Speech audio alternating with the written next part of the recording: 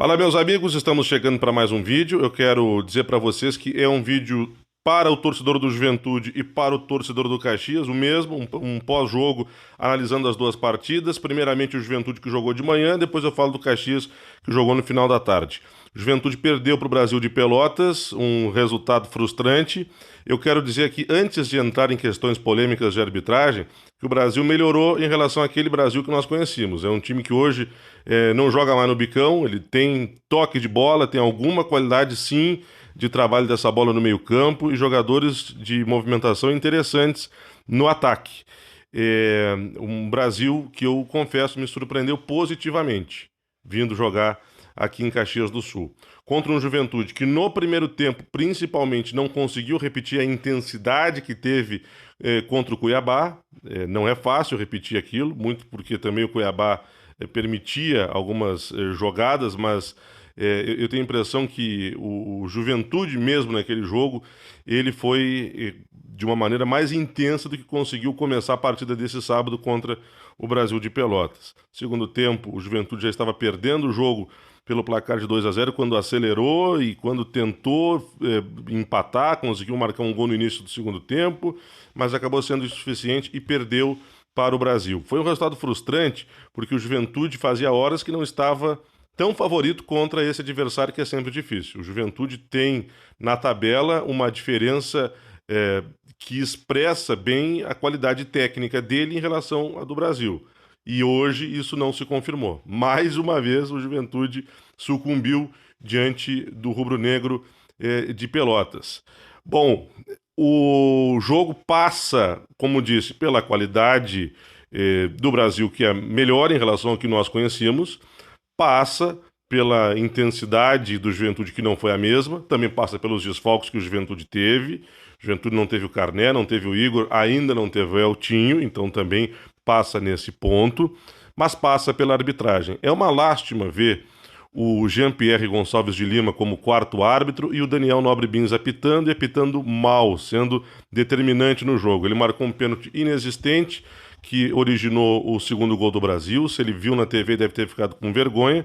E em dois lances no segundo tempo, ele não teve o mesmo rigor para marcar pênalti para o Juventude. Ou pelo menos ele errou em favor do Brasil, mas para o Juventude ele não acertou em dois pênaltis que aconteceram. Um lance em que o Samuel Santos foi seguro na área e uma bola que o jogador do Brasil interceptou com a mão, se jogou de encontro à bola com a mão na direção da bola, então era pênalti e o Daniel Nobre Bins, ele fez sinal de que bateu no peito. Não bateu no peito, foi de fato mão e não foi mão colada ao corpo, foi mão esticada do jogador do Brasil de Pelotas. Então, errou a arbitragem. Alguém vai dizer que o Juventude ganhou do Confiança e que a arbitragem ajudou o Juventude, mas, bom, a arbitragem já marcou pênalti inexistente para a Ponte, marcou pênalti inexistente para o Brasil, não marcou pênalti para o Juventude, então acho que se a banca paga e recebe, já está quitada a conta. E o resultado de hoje, como falei, passa pelos méritos do Brasil, passa sim por algumas dificuldades que o Juventude apresentou, mas passa diretamente pelo senhor Daniel Nobre Bins, que na minha opinião é um árbitro muito fraco para apitar um jogo da grandeza de Juventude e Brasil. O Caxias empatou com o Joinville pela Série D, 1-1, ótimo resultado lá na Arena Joinville.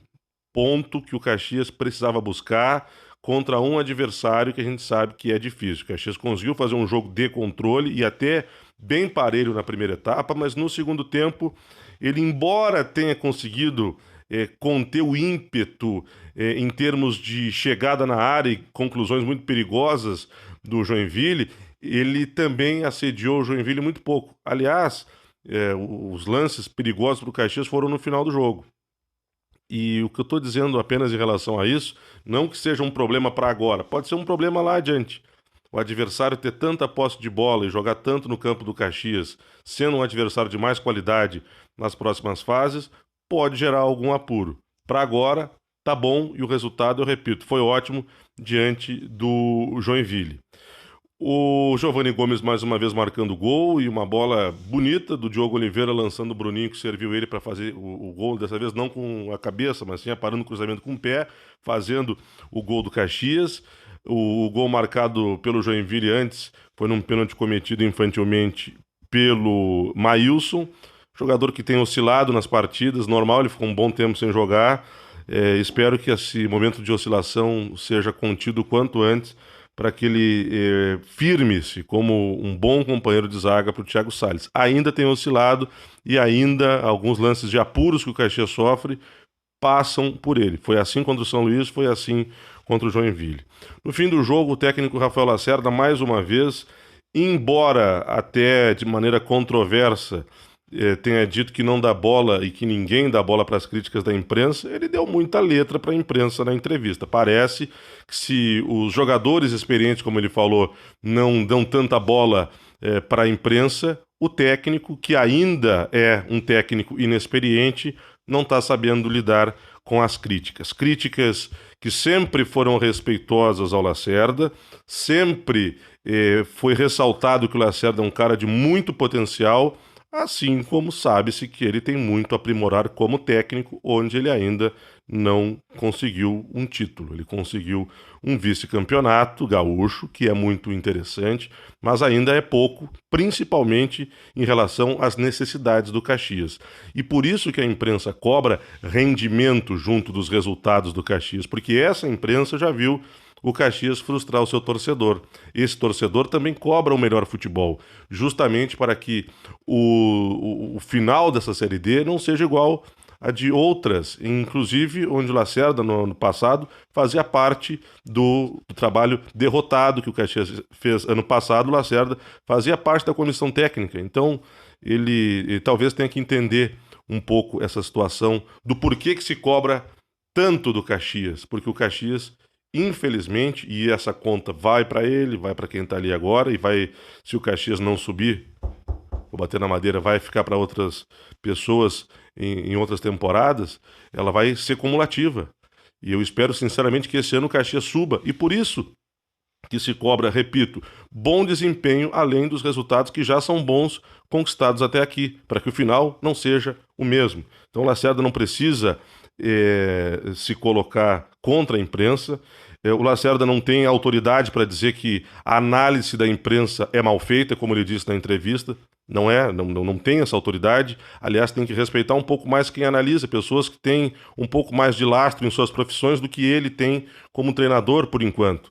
Tem que respeitar e saber que o controverso faz parte. A leitura diferente da imprensa não necessariamente está errada, ela apenas é diferente. Pode estar certa, pode estar errada, isso a gente vai saber no final. Eu espero sinceramente que o Lacerda use em consumo externo isso que ele falou, mas saiba ouvir as críticas e pensar algumas situações que são faladas, porque só assim, com a convicção no trabalho que é feito, mas também, em algum momento, repensando, ouvindo esse ou aquele que pode fazer uma observação coerente, ele possa também corrigir os defeitos, as falhas, os erros, os equívocos, enfim, que acontecem no Caxias, como acontecem em qualquer clube de futebol, com qualquer técnico de futebol. Afinal de contas, por mais que todos nós queiramos, ninguém é perfeito.